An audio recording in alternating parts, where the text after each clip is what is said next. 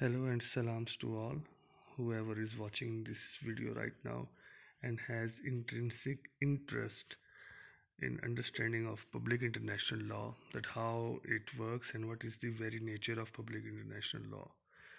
We're not going to talk about the basis of international law or how it developed from the ancient times to this modern era, but we are just going through this very important question that is regarding the criticism which mostly public international lawyers face about the character and the nature of international law, the definitions, its scope, and strengths and weaknesses. So let us start. So first thing we all should understand is that law is dynamic in nature, and according to the changes in society, the change in international law and any other law is inevitable. Secondly, there is no complete definition of international law because there is no complete definition of law. The definition that you find today may be inappropriate for future, just like the definitions we found in past are inappropriate today. Law की कोई perfect definition कभी नहीं मिलती और ना ही मिलेगी. फिर public international law जो है उसको बहुत से जूरिस्ट ने इंटरनेशनल लॉ सिर्फ इंटरनेशनल लॉ भी कहते हैं, और पब्लिक इंटरनेशनल लॉ और प्राइवेट इंटरनेशनल लॉ इन दोनों में फ़र्क है, लेकिन हम we are not going to this difference right now, and we will stick it here to this very question. Historically अगर देखा जाए तो there are many big names when it comes to the formation of international law what we have today, but we're not going into deep historical overview. But the thing is that right from ancient Greek civilization uh, to Jews to Christians, Muslims, Romans, Hindus, they have all played pivotal role in development of international law that we have today.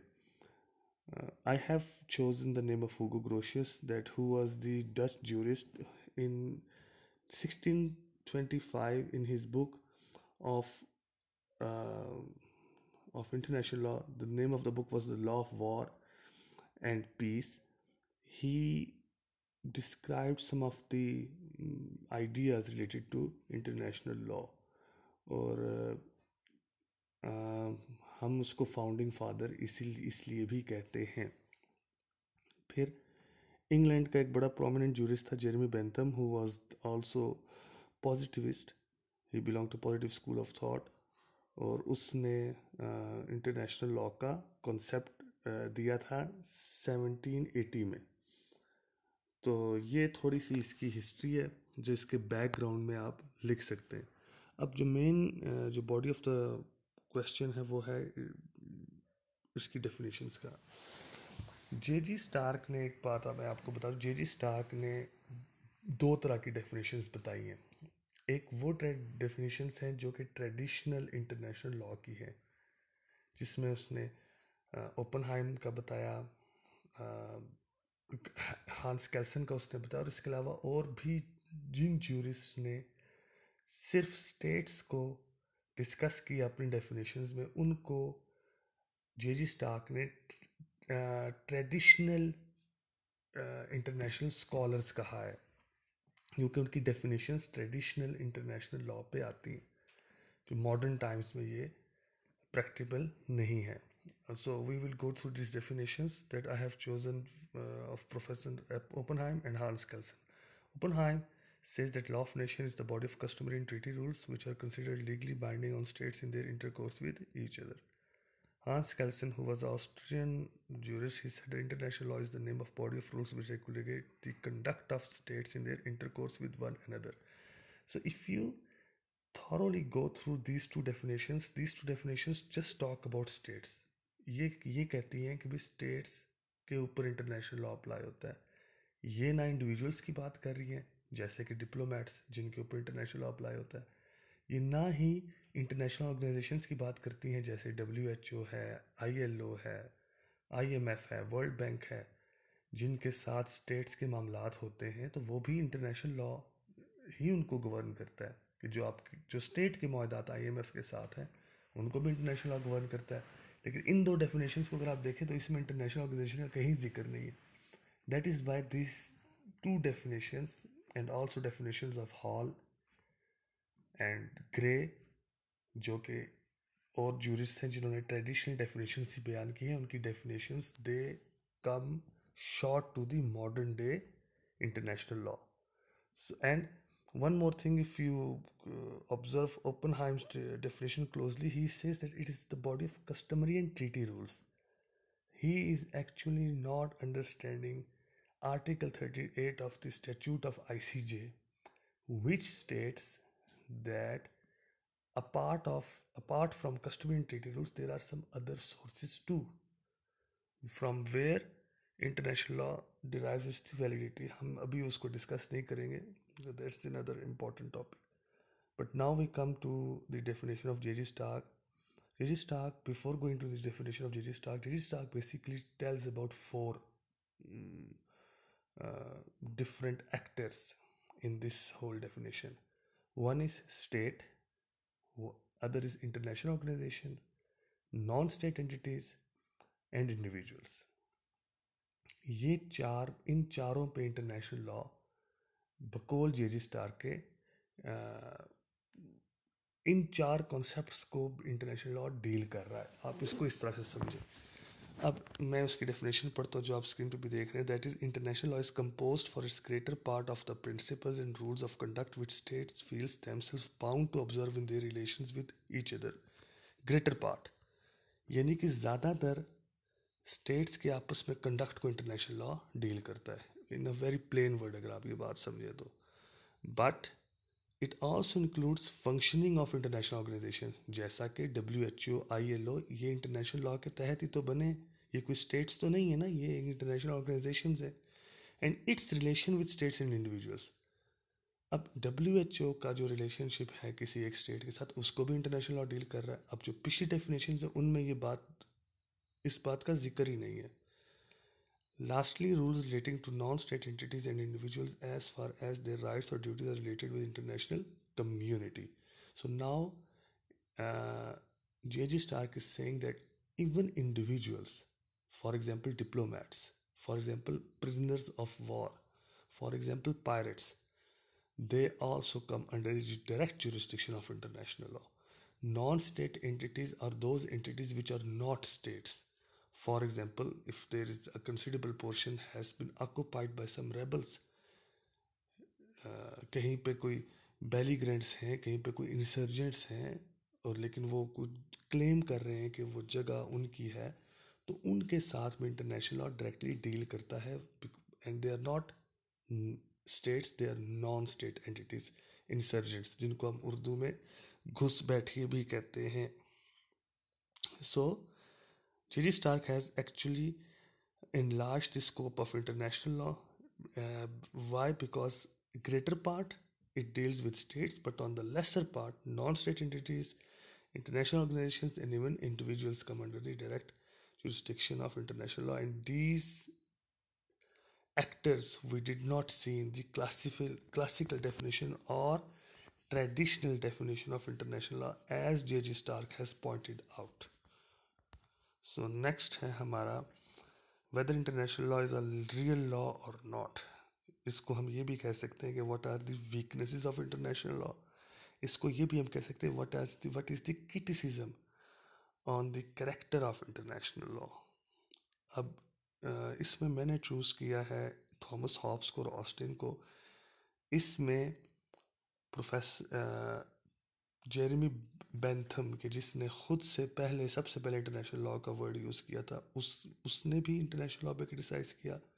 इसके अलावा मज़ीद और भी काफ़ी हैं, जिनमें पुफनडर्फ भी है, जिसको आप स्टडी कर सकते हैं। But I have chosen Thomas Hobbes and Austin. And Thomas Hobbes and Austin, they both से, क्योंकि इन दोनों ने जो लॉ की डेफिनेशन की थी उसमें सैंक्शन लाजमी है। हॉब्स ये कहता है कि man is brutish, नेस्टी and violent. इंसान जो है वो पैदाइशी वैशी है, ठीक है, और बग़ैर सैंक्शन के आप उस इंसान को काबू नहीं कर सकते। ऑस्टिन भी यही कहता है तकरीबन कि सैंक्शन के बगैर लॉ होता ही नहीं है और पॉलिटिकल सॉवरेन अथॉरिटी ही लॉ बनाती है। तो जो points of weaknesses international law हैं जो मैंने पॉइंट आउट किए, और इसके अलावा भी कई पॉइंट्स हैं which readers whoever is watching this video और रीडर्स जो भी स्टूडेंट्स ऑफ लॉ हैं जिनके लिए ये वीडियो मैंने बनाई है वो भी इसके अलावा भी और काफ़ी पॉइंट्स हैं जिनमें बहरहाल non political sovereign, there is no political sovereign on international sphere because all the states are sovereign themselves. There is no effective legislative machinery. Why? Because we don't have any parliament on international level.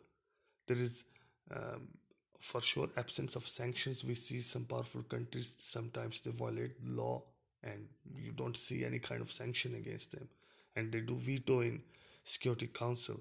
So we have this problem of sanction in international law for sure. And then there is absence of executive authority. You see, Security Council is somewhat we can say is an executive authority, but it itself Security Council is being robbed by this power many times by veto, by the power of veto by stronger countries. And then there is lack of potent judiciary.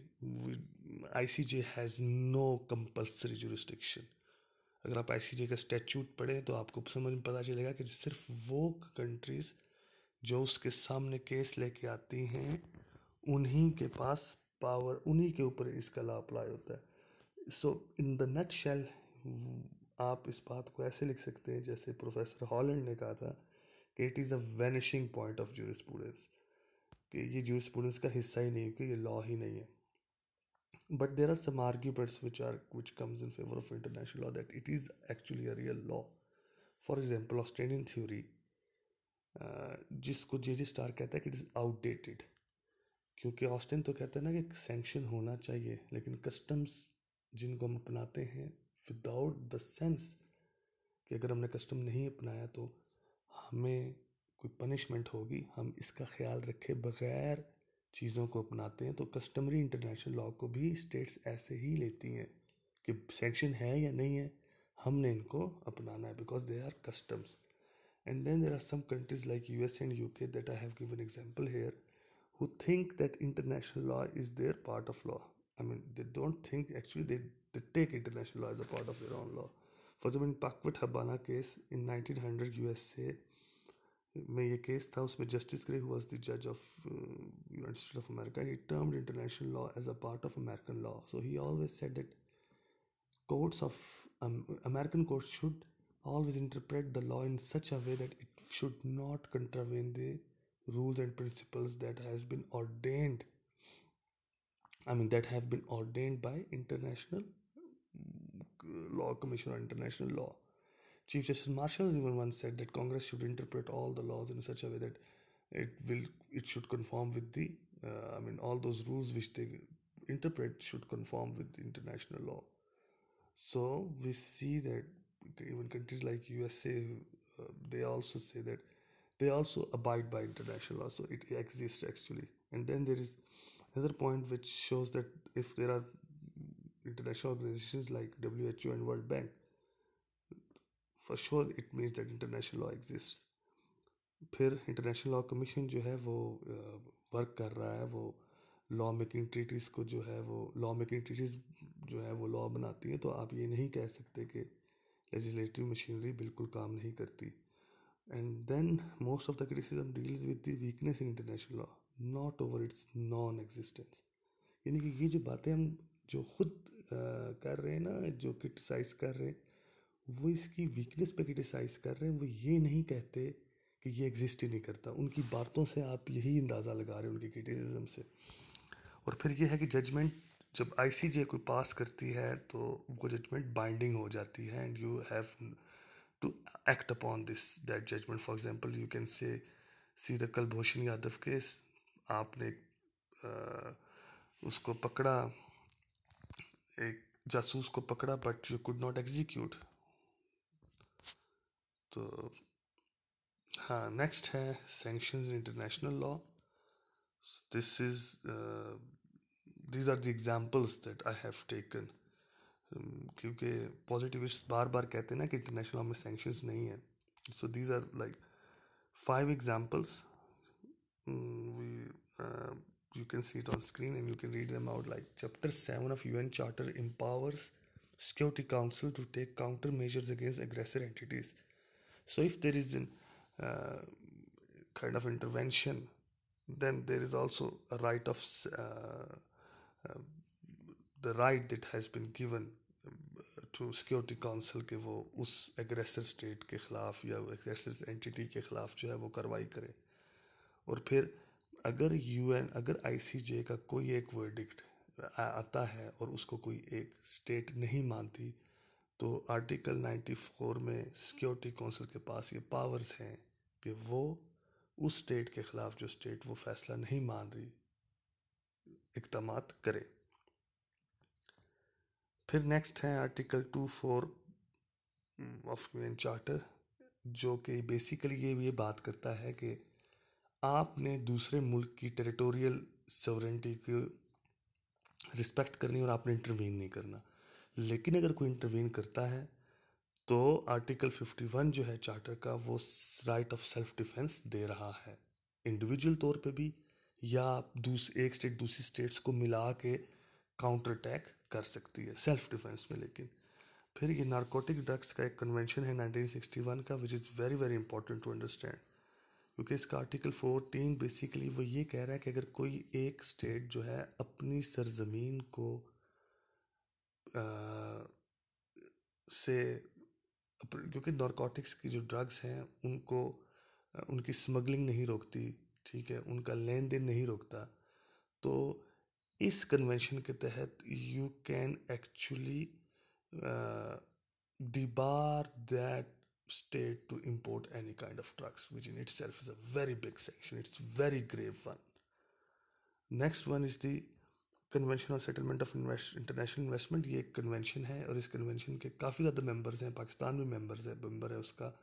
और आपने देखा होगा कि जो एक रेकोडेक का जो एक मसला आया था, उस रेकोडेक के मसले में जब रेकोडेक वालों ने इसी इन्वेस्टमेंट के कन्वेंशन का सहारा लिया और उन्होंने पाकिस्तान के ख़िलाफ़ वो केस जीता, एंड नाउ पाकिस्तान, और वो उस केस के जीतने की वजह से पाकिस्तान पर पेनल्टी है. और अगर फ़र्ज़ किया अगर एक मुल्क कहता है कि मैं वो पेनल्टी नहीं दूंगा, तो फिर वो उस कन्वेंशन का मेंबर नहीं रहता और नेक्स्ट इन्वेस्टमेंट करने के लिए दूसरी जो पार्टीज़ हैं, फॉरेन पार्टीज़, वो फिर डरती हैं आने से. तो ये देखें कितनी इंपॉर्टेंट ये एक सेंक्शन है. फिर इसी तरह ये लो इंटरनेशनल लेबर ऑर्गेनाइजेशन जो है उसका कॉन्स्टिट्यूशन जो है वो ये कहता है कि जो मेंबर स्टेट्स हैं वो जो लेबर्स हैं उनको उनके राइट्स के ख़िलाफ़ जो है उनके नहीं जा सकती, और अगर वो जाएंगी तो फिर there can be sanctions against them. तो to conclude all of it, I have said that it is fruitless to criticize international law on the basis of state sovereignty. So don't always compare international law with state law. International law is changing according to the changing character of world society. Why? Because due to this technology we are changing and we want more, we want divergence. So international law has to be quick in responding all these challenges. And unlike municipal law, international law is working in a decentralized system. We don't have all those actors which are in state, because these actors who are playing on international level, they are decentralized. वो उनके अंदर शायद उतनी coherence नहीं है, वहाँ पे international level पे शायद उतनी स्ट्रॉन्ग इंस्टीट्यूशंस अभी नहीं है, और ये बात मानने वाली है. लेकिन फिर साथ ये भी कह देना कि बिल्कुल ही इंटरनेशनल लॉ काम नहीं करता, ये भी एक गलत बात है. तो इस क्वेश्चन को आप ऐसे कंक्लूड कर सकते हैं. Moreover, if you have any questions, you can ask me. And I hope this session was fruitful for you. Have a good day.